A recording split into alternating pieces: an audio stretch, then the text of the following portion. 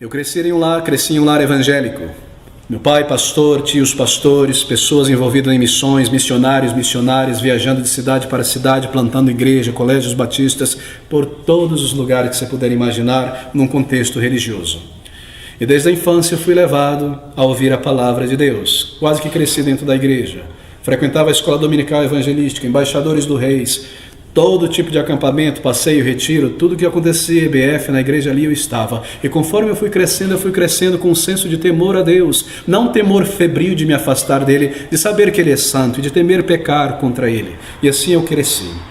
Abrindo a Bíblia, lendo a Bíblia, memorizando a Bíblia, buscando conhecer um pouco mais, tentando viver uma vida séria, uma vida sincera, não me entregando a pecados, aqueles mais bizarros ou abertos, mas de fato buscando na minha força, da minha maneira, uma vida sincera, cantando na igreja, servindo na igreja, estudando na igreja, ensinando na igreja. Até um dia em que este choque aconteceu.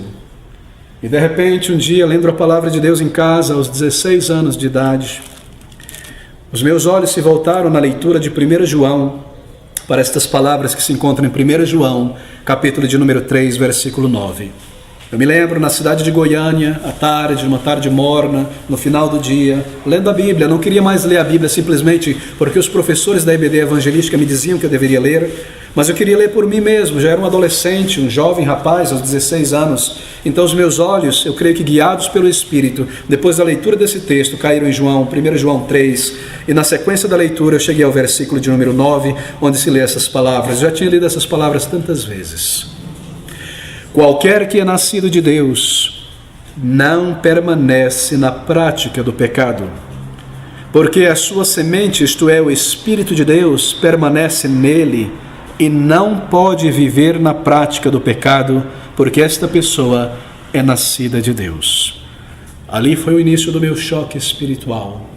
De repente, Deus abriu os meus olhos, tendo lido eu este versículo tantas e tantas vezes. Pela primeira vez, este versículo falou como se tivesse sido endereçado numa carta com o meu nome, falando para mim: Abner, aquele que é nascido de Deus, não pode, como você, viver na prática dos pecados como você vive. Eu ia passando a página, de repente, como que eu fui forçado a voltar, e eu disse a mim mesmo: eu preciso ser honesto comigo.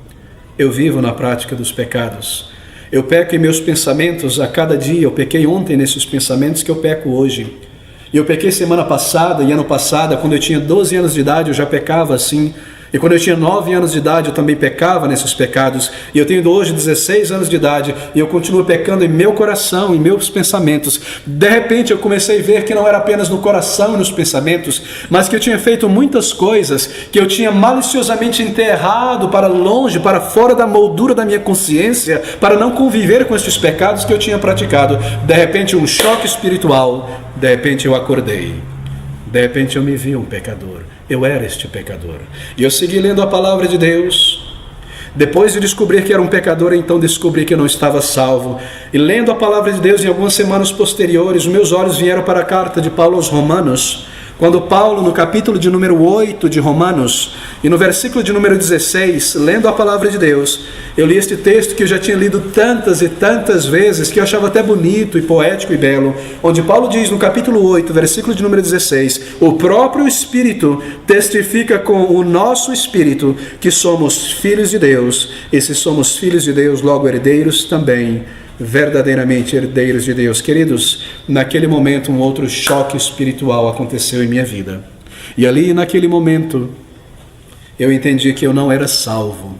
A primeira pedrada contra a coluna do meu edifício religioso foi João, capítulo 3, 1 João 3, 9, onde eu entendi que eu era um pecador, porque eu vivia na prática do pecado em meu coração e em meus pensamentos. A segunda pancada na segunda coluna deste meu edifício de vida religiosa, que me fazia imaginar que era uma pessoa salva como os demais. Eu cantava no coral, eu já lecionava na EBD Evangelística, eu buscava viver uma vida de temor a Deus. Foi descobrir que o Espírito de Deus não testificava com o meu espírito, e que eu era a mesma pessoa desde que o dia que eu tinha nascido. Eu era um jovem, um menino religioso, eu buscava boas coisas, eu tinha boas intenções, mas eu vivia na podridão do pecado dentro de meu coração e meus pensamentos. Estava ali, eu não tinha o espírito de santidade vivendo, porque como poderia viver o espírito em uma pessoa tão corrompida no coração e em seus pecados? De repente, olhando para mim, eu percebi que não havia selo do Espírito, eu não era um filho de Deus, eu não tinha nascido de novo. Eu poderia olhar para pessoas na igreja e dizer: aquele jovem é salvo, a santidade estampada em seu coração.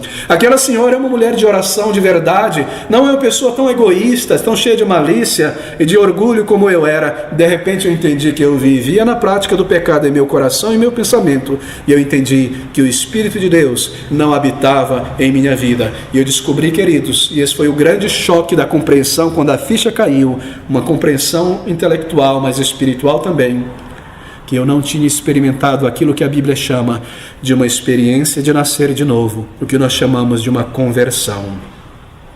Mas foi ali a minha conversão.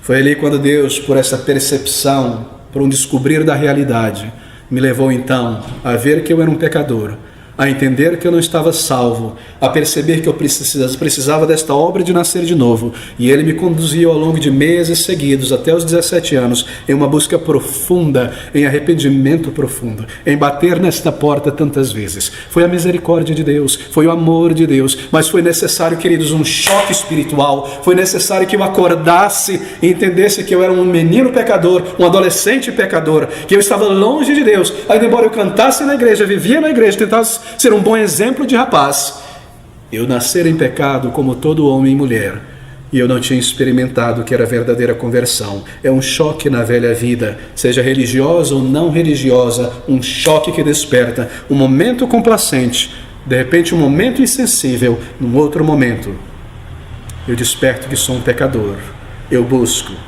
eu me arrependo, então salvação.